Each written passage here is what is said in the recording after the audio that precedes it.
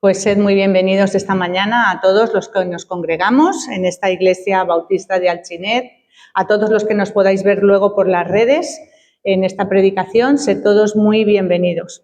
Hoy vamos a hacer un alto en el camino de las parábolas, porque sabéis que estamos predicando acerca de las parábolas de Jesús. Hoy es el Día Internacional de la Mujer y bueno, sabemos que el Señor no hace acepción de personas y que nos ama a todos.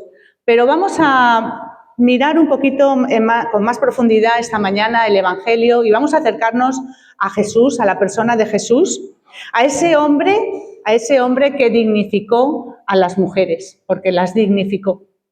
Lucas 8, 40 al 48 es la lectura de esta mañana para compartir y vamos a leerla. Lucas 8, del 40 al 48. Dice así la palabra del Señor.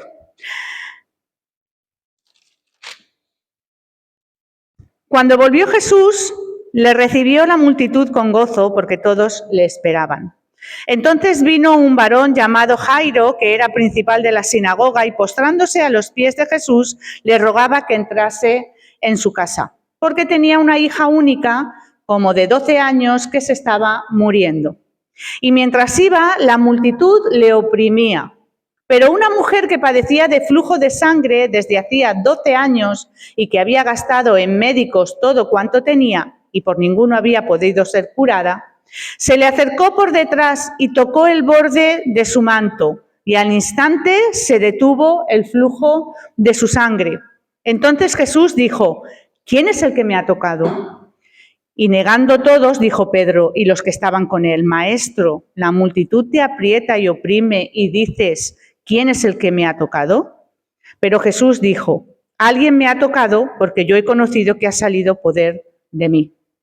Entonces, cuando la mujer vio que no había quedado oculta, vino temblando y postrándose a sus pies le declaró delante de todo el pueblo por qué causa le había tocado y cómo al instante había sido sanada. Y le dijo: hija, tu fe te ha salvado. Ve en paz. Amén. Vamos a orar y a poner este tiempo de predicación en manos del Señor. Amado Señor, te doy gracias esta mañana por poder estar aquí en esta tu iglesia de Alginet y poder compartir la palabra que tú has puesto en mi corazón con mis hermanos de la iglesia. Señor, yo quiero menguar ahora para que tú crezcas, para que tú nos hables, Señor, a cada uno de nosotros, a nuestra mente y a nuestro corazón, y para que podamos, Señor, en esta reflexión de esta mañana, poder llevarla en práctica a nuestras vidas durante el resto de la semana. Te lo pido y te doy las gracias en el nombre de Jesús. Amén. Pues como he dicho antes, el título de esta predicación es Jesús, el hombre que dignificó a las mujeres. Con Jesús los silencios hablan en la palabra, cuando nos acercamos a ella. Y cuando abrimos los evangelios encontramos en los silencios de Jesús algunos temas muy reveladores. No hay una sola línea donde Jesús humille a una mujer, ni una. No hay un solo gesto donde la degrade, ni hay una sola palabra que la reduzca a la más mínima expresión. No la hay, no la podemos encontrar. En un mundo donde la mujer era frecuentemente invisible, Jesús la hizo visible. En una cultura donde su voz era secundaria, Jesús la escuchó a las mujeres. Y en una sociedad que la marginaba por el género, por su historia, por su reputación, Jesús la colocó en el centro mismo del escenario redentor. Fijaos. Cuando nos acercamos a los evangelios sinópticos, que son Mateo, Marcos y Lucas, estos son los evangelios sinópticos, descubrimos algo que no es accidental, no es alguna casualidad. Las mujeres están ahí. Las mujeres están ahí, no como decoración narrativa en el texto bíblico, no como figuras secundarias que están ahí y alguna vez saldrán adelante, otras no, ¿de acuerdo? No, están como discípulas, están como benefactoras, están como interlocutoras teológicas, como modelos de fe. Ahí están las mujeres, igual que los hombres. En Lucas 8, del 1 al 3, Lucas nos describe a estas mujeres. Y no eran pocas, dice. las que sostenían al Señor. Así que, como diría mi amiga María Compañ, si estuviera aquí, ¿cuántas veces me dijo esta frase? A las mujeres nunca hubo que llamarlas. A los discípulos se les llamó, ¿verdad? A las mujeres nunca hubo que llamarlas porque siempre estuvieron ahí, a los pies del Señor. Estuvieron al inicio de su ministerio, estuvieron sosteniendo la misión con sus recursos, como hacemos nosotros en nuestra iglesia, ¿verdad? Estuvieron al pie de la cruz cuando nadie se quedó a los pies de la cruz y estuvieron el primer día de la semana en la tumba vacía, siendo las primeras en proclamar la resurrección del Señor. Jesús fue el hombre que amó a las mujeres y las dignificó con una dignidad, hermanos, que desafió su cultura. Y lo vamos a ver ahora cuando nos pongamos en contexto. Porque las tocó cuando otras las evitaban. No se podía tocar a las mujeres, y menos en público. Pero lo tenemos en Lucas 8:40 también. Las defendió cuando otros las acusaban. Las restauró cuando otros las condenaban. Y las puso como ejemplo cuando otros las silenciaban. Si comparamos su actitud, la de Jesús, con la de muchos líderes religiosos de aquella época y que vendrían después, en la antigüedad, el contraste y la diferencia es inevitable. Inevitable porque en la tradición de aquella época, donde la mujer era vista como una tentación, y sigue siendo en algunos países así, no podemos olvidarlo, como debilidad espiritual, con inferioridad moral. Eso es lo que se veía a la mujer en aquella época. Jesús jamás alentó el menosprecio, ni de palabra, ni de hecho, ni por omisión. Jamás a las mujeres, jamás. Su manera de ser no fue un gesto aislado, cortesía de aquel momento por educación, no. Porque cuando nos acercamos al Señor en los Evangelios, vemos el interactuar con las mujeres y jamás fue algo así. Fue una declaración teológica, en toda regla, para hacer ver que el hombre y la mujer tienen el mismo valor para Dios, la misma identidad como hijos de Dios, los mismos derechos y obligaciones delante del Señor. Porque cada vez que Jesús afirma y valora a una mujer, cada vez que la mujer entra en escena en la vida del Señor, está revelando el corazón del reino. Está revelando el corazón del reino de Dios. Cada vez que se la escucha, está desafiando estructura humana. Cada vez que el Señor escuchaba lo que las mujeres le tenían que decir, estaba desafiando las estructuras de poder de aquella época. Cada vez que las dignificaba, que las levantaba, estaba anunciando que la salvación no tiene género. La salvación no tiene género. Por eso hablar de Jesús y las mujeres no es un tema periférico, sino que es un tema central. No está en los márgenes, está en el centro. Es hablar del carácter mismo de Dios. Es asomarnos al reino donde la dignidad no se negocia. La dignidad no se negocia por lo que tengo o por lo que soy. Porque no es una cuestión de género, ya lo hemos dicho. El criterio último para pertenecer al reino de Dios es la fe. La fe. Hoy no vamos a hablar simplemente de mujeres en los evangelios. Vamos a contemplar a Jesús rompiendo moldes, rompiendo prejuicios, desafiando prejuicios, y sembrando en la historia una revolución, en aquel momento Jesús con las mujeres, una revolución silenciosa, pero que llega hasta hoy en día.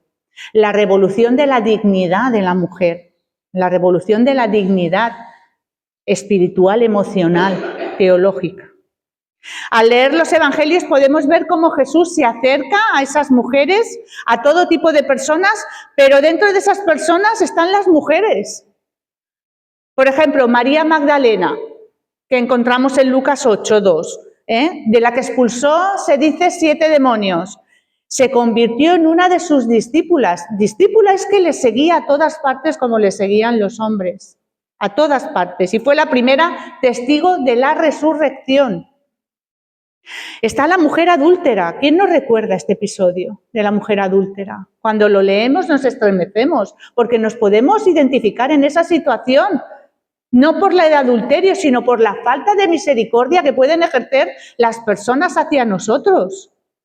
Jesús la salvó de ser lapidada, le salvó la vida, la defendió su dignidad, no defendió su pecado, no confundamos, no defendió su pecado frente a los acusadores, defendió que había que tener misericordia para con el prójimo. Le ofreció una oportunidad para cambiar su vida. El Señor nos acepta como venimos, pero cuando venimos al Señor tenemos que cambiar de vida. Y eso es lo que Dios le dijo, vete y no peques más. La mujer samaritana que se acercó el Señor a ella, a una mujer en medio de la calle que no era judía, y se acercó a hablar con ella y le reveló las verdades del reino a una mujer.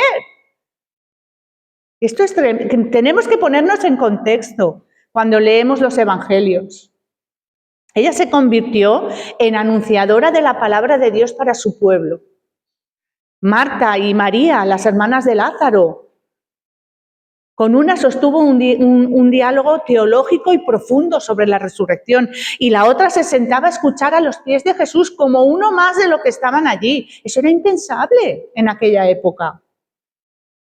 La mujer con la hemorragia, como veremos hoy, a la que él dignificó y le volvió a restaurar su dignidad social y religiosa, llamándola hija. La viuda, a la que restauró también, a la que resucitó a su hijo, restableció su protección social y familiar porque era viuda. Y así podemos seguir con una lista de mujeres que se vieron tocadas por el amor de Dios. Todas estas mujeres y muchas más se encontraron cara a cara con Jesús y Jesús les devolvió la mirada, no las ignoró. Hoy nos vamos a introducir en el relato que hemos leído de Lucas 8, del 40 al 48. En esta mujer que era judía, en otras ocasiones no lo serían, pero esta ocasión era una mujer judía. Y desde el punto de vista judío, esta mujer no podía haber sufrido una enfermedad más terrible que esta. Una enfermedad más terrible que esta, y ahora veremos por qué. Mirad, esta mujer llevaba 12 años con un flujo constante de sangre, o sea, tenía el periodo ininterrumpido 12 años. 12 años. Las mujeres podemos imaginarnos lo que puede llegar a ser esto, a nivel físico, a nivel emocional, a nivel espiritual en aquel momento. ¿Cómo puede ser 12 años? El Talmud da hasta 12 tipos de remedios para este tipo de enfermedad, ¿de acuerdo? La mayoría eran mera superstición. Por ejemplo, voy a decir 2 para que veáis. Desde llevar las cenizas de un huevo de avestruz, en una bolsa de lino en verano y de algodón en invierno, para que ese tema fuera tratado, hasta llevar encima una espiga de trigo, que dices, vale, una espiga de trigo. No, encontrada en el estiércol de una burra blanca. Estos eran los remedios, la sanidad anterior al Señor. Estos eran los remedios médicos para este tipo de enfermedades. Cuando Lucas nos relata la historia que hemos leído, quiere dejar meridianamente claro que esta mujer agotó todos los recursos que tenía para poder curarse de esta enfermedad. Gastó en médicos todo lo que tenía. Lo dice bien claro. Ahora, vamos a ir por un momento a Levítico 15. Vamos a ir por un momento a Levítico 15.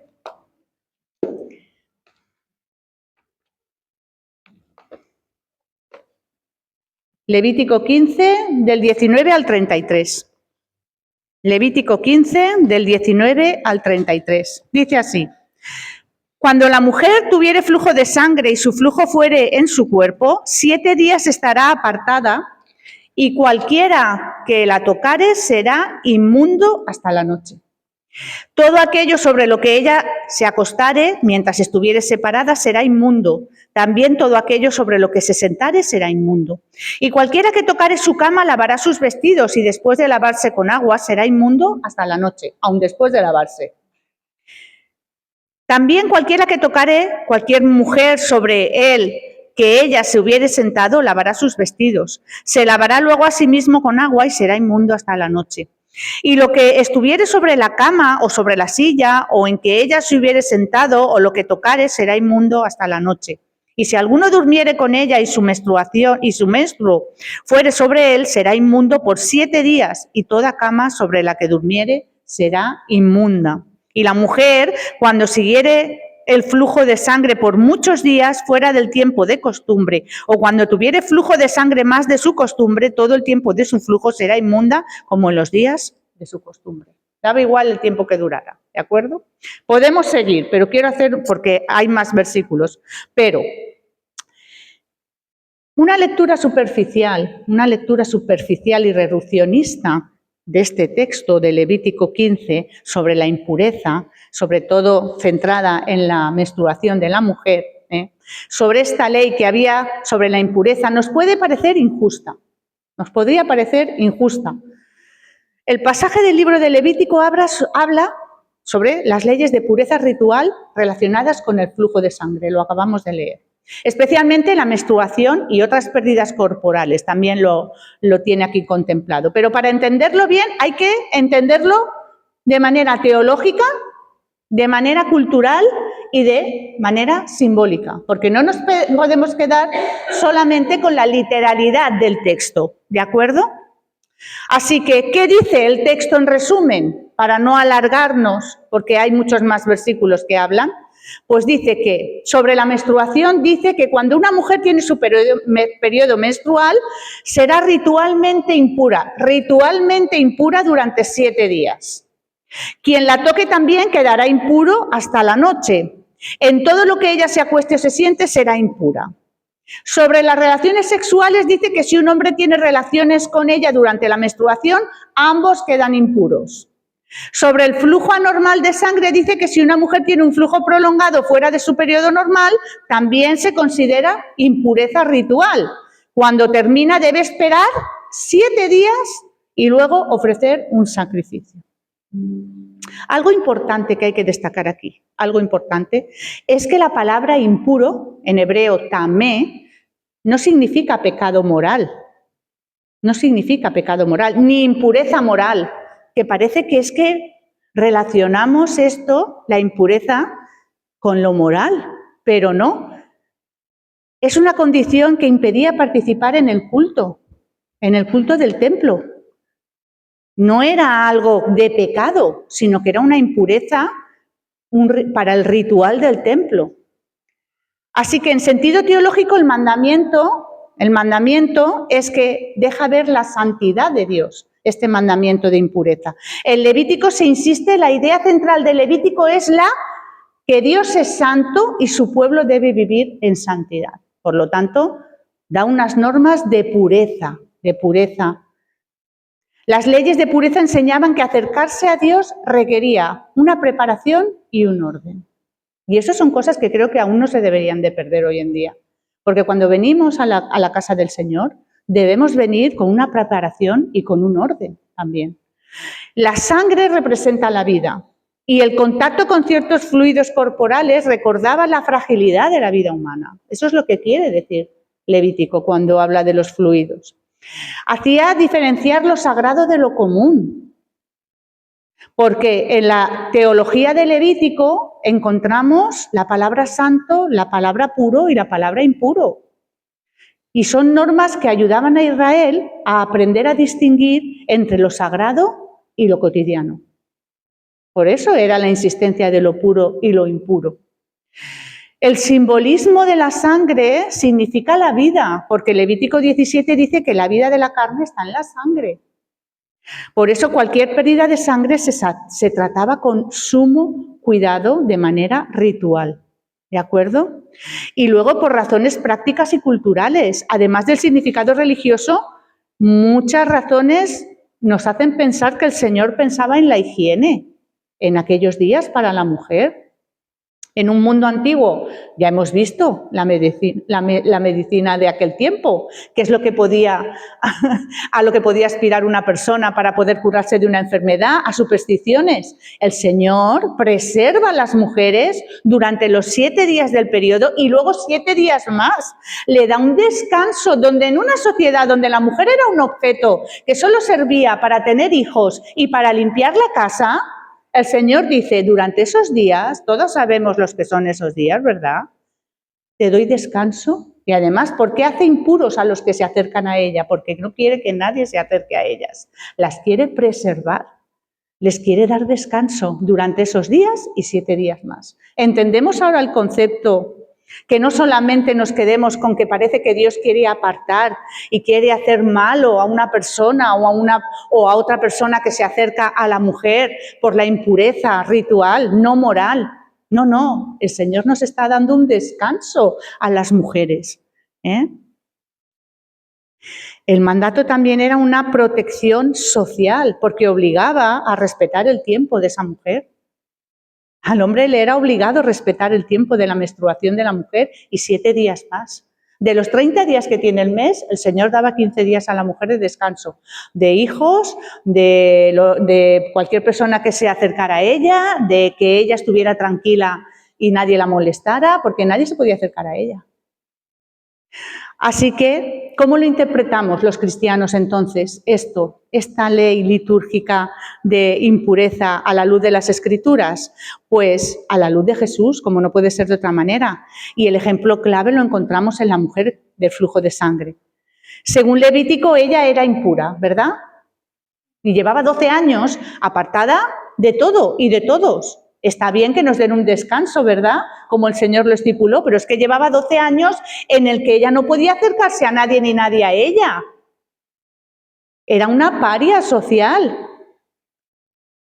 Los fariseos se habían convertido, esto más que en un momento de purificación litúrgica, en un pecado moral. Habían apartado a estas personas de la sociedad.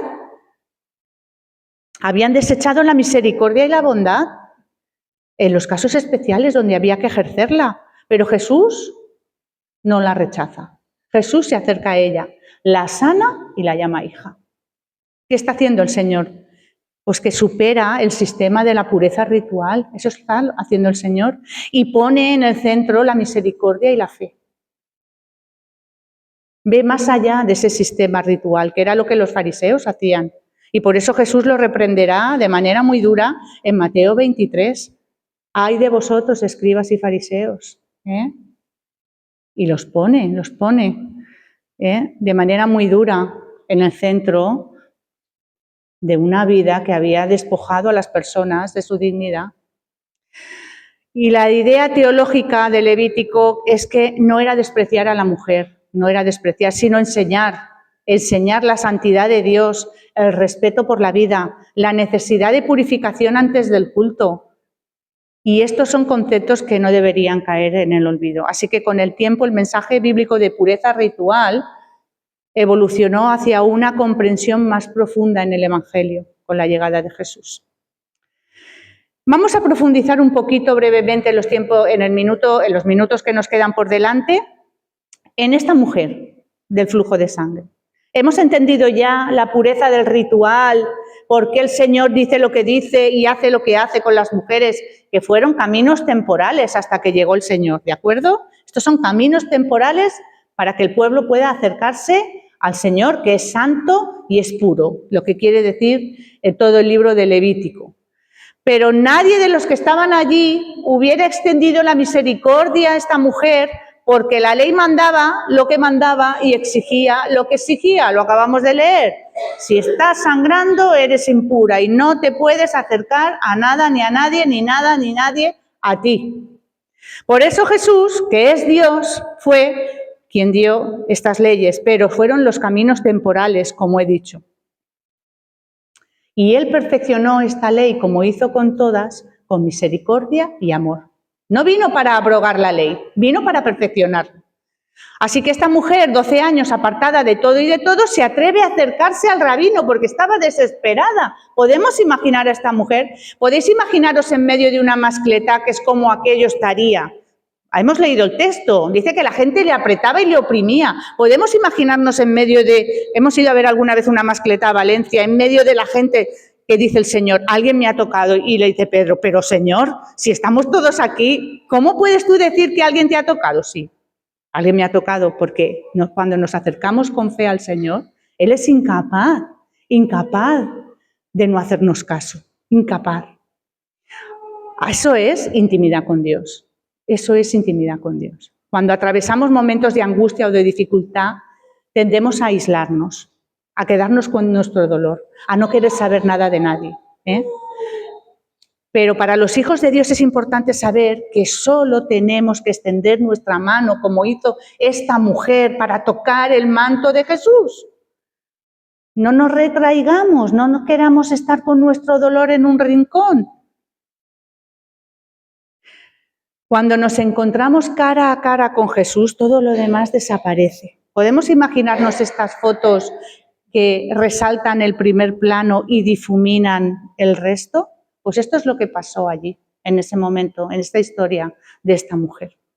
Todo esto que relata Lucas sucede en medio de una grandísima multitud, como he dicho, un gentío impresionante.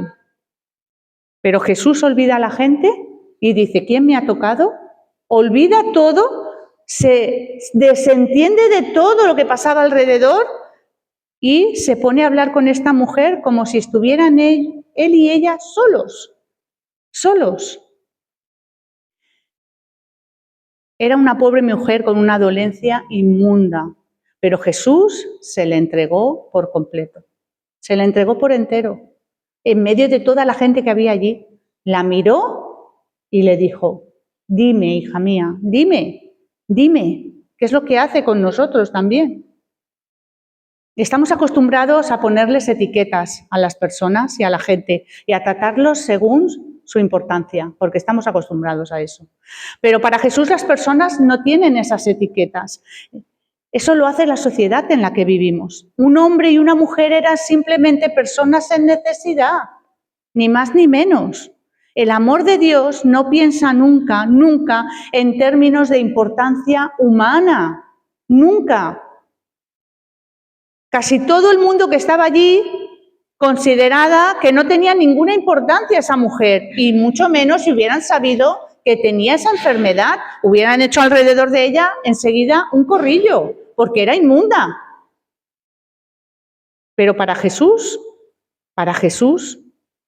era una persona necesitada, era una hija que había ido a él a tocar el manto para ser sanada por él. Porque Dios nos ama a cada uno de nosotros como si no hubiera nadie más a quien amar. ¿Podemos entender esto cuando nos acercamos a Dios? Dios nos ama a cada uno de nosotros en nuestra intimidad con Él, en el cuarto, cuando estamos en oración con Él, cuando queremos estar en intimidad con Él, como si no hubiera nadie más a quien amar ni a quien escuchar. Eso es lo que hace Dios con cada uno de nosotros. Voy a concluir, hermanos y hermanas. Hoy el mundo entero celebra el Día de la Mujer, ¿verdad? Un día que celebran el Día de la Mujer. Si el mundo viviera dentro de los términos y los parámetros del reino de Dios, si el mundo viviéramos dentro de los términos y los parámetros del reino de Dios, no habría que hacer distinciones de estos días. Ni el Día del Padre, ni el Día de la Madre, ni el Día de la Mujer, ni el Día del Niño, porque somos todos personas, hijos potenciales para el Señor. Pero no podemos dejar de resaltar el hecho de que vivimos en el mundo caído, donde la mujer ha sido, desde la caída en el Edén, un objeto más que un sujeto, un objeto más que una persona. Sin embargo, Jesús fue el único hombre en toda la historia de la humanidad. Jesús fue el único hombre en toda la historia de la humanidad que se atrevió a marcar la diferencia, dándole a la mujer el lugar y la dignidad que se le había despojado. El único. En aquel mundo y en este mundo lleno de cautividades, ¿verdad?, y de prejuicios, las mujeres recibieron un apoyo distinguido dentro del mensaje del Señor Jesús. No eran pocos los grupos marginados del primer siglo. Los niños, las mujeres, eran meros objetos, menos que nada. Diferencias políticas, rechazos por edades, cultura y etnia y de discriminación por género, antes igual que ahora.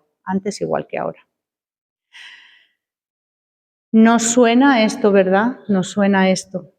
Pero mirad, En este tipo de sociedad llena de segregaciones, y sobre todo en la que vivió el Señor Jesús, Jesús destacó el valor de la mujer, no solo en sus mensajes generales, no solo que la salvación es para todos y no hizo acepción de personas, en sus milagros, en sus liberaciones, sino que las hizo igual al hombre en dignidad. Fijaos, las hizo igual al hombre en dignidad, en su llamado salvífico y redentor. Igual, Pablo lo diría después, ya no hay judío, ni griego, hombre, ni mujer, porque todos somos iguales delante del Señor. Así que el Señor nos ayude de verdad a ver esta maravillosa faceta de nuestro Señor Jesucristo que se acercó a nosotras como se acercó a cualquier persona, porque la identidad de género no es el criterio de permanencia en el reino de Dios, sino la fe en el Señor Jesús. Amén. Amén.